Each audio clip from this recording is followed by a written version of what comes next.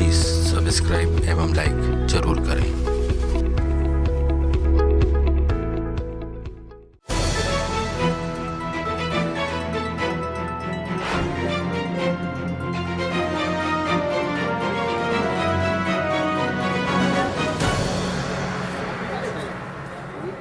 नमस्कार।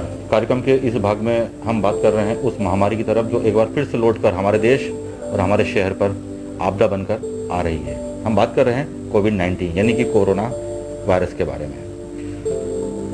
बड़ी भयावह स्थिति है, हमारे शहर के अंदर सेकंड वेव आ चुकी है और नित्य रोज नई संख्या इन मरीजों की बढ़ती चली जा रही है। ऐसे में आवश्यक हो जाता है कि अब हम वो सारी सावधानियां बरतें जो हमने पहले के समय, लॉकडाउन के समय जो हमने बरती थी। हमें और क्या करना चाहिए और क्या नहीं करना चाहिए, इस संबंध में हम बात करने जा रहे हैं मंदसौर जिला चिकित्सालय के CMHO डॉक्टर राठौर जी से। सर, हमारे कार्यक्रम में बहुत बहुत स्वागत है। सर, सेकंड वेव आ चुकी है, क्या उम्मीद करते हैं आप जनता से कि वो ना करे और उसको अब यह करना है? नमस्कार। मंदसौर के नगरवासियों को मेरा नमस्कार। मंदसौर शहर में और मंदसौर ज़िले में कोरोना की जो है दूसरी लेयर आ चुकी है और जनवरी के बाद फरवरी दोनों माह हमने अच्छे निकले हैं, लेकिन मार्च जैसे शुरू हुआ है लगातार केसेस बढ़ते जा रहे हैं और पिछले दिन ही एक साथ 31 केस हमारे शहर में आए हैं। तो मेरी जनता से और सभी व्यापारियों से अपील है कि वे फिर से लॉकडाउन की स्थिति पैदा न हो, इसको रोकने के लिए मास्क का ज़्यादा से ज़्यादा उपयोग करें। मास्क पहनना बहुत ज़रूरी है क्योंकि अभी सभी लोगों को वैक्सीन नहीं लगी है। अभी मास्क ही वैक्सीन का काम करती है। तो मेरा कहना ये कि अनावश्यक रूप से घर से बाहर ना निकलें। अगर ज़्यादा जाना ज़रूरी हो तो मास्क पहन कर निकलें और मास्क को ठीक ढंग से नाक और मुंह को ढकते हुए लगाएं और पूरे समय मास्क का उपयोग करते रहें। व्यापारीगण भी ये ध्यान देवें कि वो अपने प्रतिष्ठान में जब भी बैठे रहें तो कृपा करके ग्राहकों से बात करते समय मास्क का उपयोग करें और ग्राहकों को भी ये हिदायत दें कि वो मास्क पहनकर ही अंदर प्रवेश करें। जो ग्राहक मास्क पहनकर नहीं आए उनको सामान देने से मना करें। 2-3 दिन बाद ऑटोमेटिक जनता में ये मैसेज फैलेगा कि हम मास्क पहन के नहीं जाएंगे तो हमें सामान नहीं मिलेगा। 2-3 दिन बाद सभी अपने आप मास्क पहनकर ही आपके दुकान में आएंगे।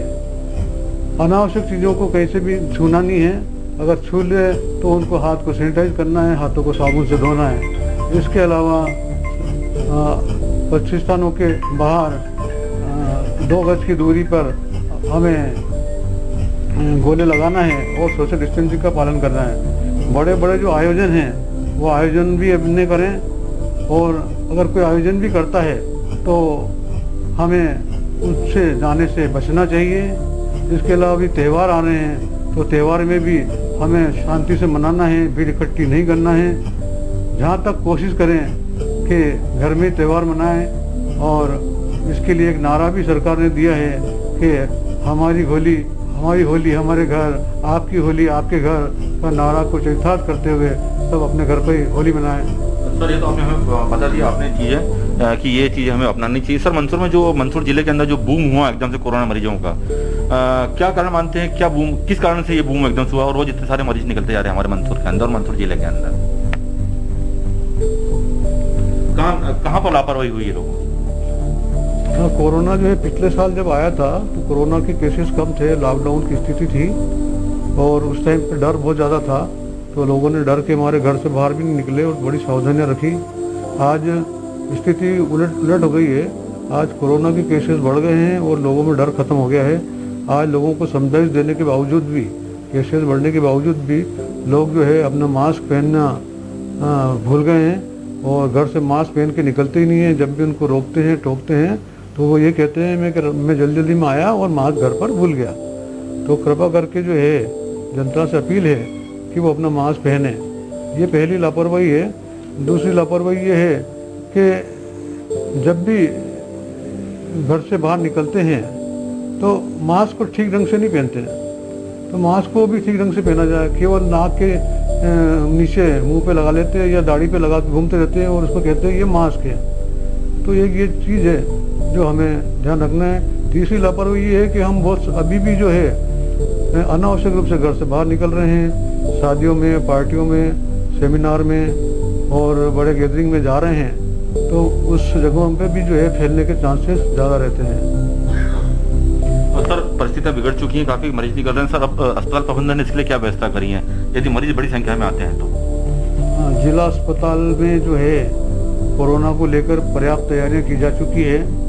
जब हमारा जीएनएमटीसी उधर चालू था उस दौरान हमारे जिला अस्पताल में पर्याप्त व्यवस्था कर ली गई है। हमारे 12 बेड का हमारे पास जो है आईसीयू है। इसके अलावा हमारे पास जो है 100 पलंग और हमने जो है व्यवस्था कर ली है, जिनमें 75 पलंग ऐसे हैं जिनमें ऑक्सीजन युक्त व्यवस्था है। तो किसी को जब तक हमारे पास 100 मरीज आते हैं तब तक हमें कोई चिंता की, डर की कोई बात नहीं है, हमारे पास पर्याप्त व्यवस्था है। लेकिन जब इससे ज़्यादा अधिक होते हैं तो हमें थोड़ा सोचना पड़ेगा और सरकार को भी मजबूर होकर लॉकडाउन लगाना पड़ेगा कि केसेस बढ़ रहे हैं, सारे आईसीयू अगर भर जाते हैं तो ऐसी स्थिति में भी सरकार को मजबूर होकर लॉकडाउन लगाना पड़ेगा। मेरी जनता से अपील ये है कि कोविड नियमों का पालन पहले की तरह करते आएँ, अपना मास्क पहने, 2 गज की दूरी को मेंटेन करें और हाथों को सैनिटाइज करें और अनावश्यक रूप से घर से बाहर न निकलें और किसी भी बड़ी गैदरिंग में भाग न लें।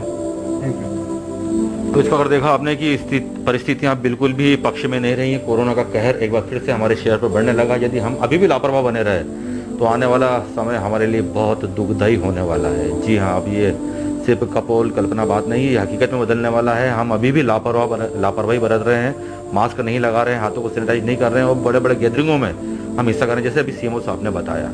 आने वाली परिस्थितियां बिगड़ सकती हैं यदि हम अभी भी ना सुधरे तो।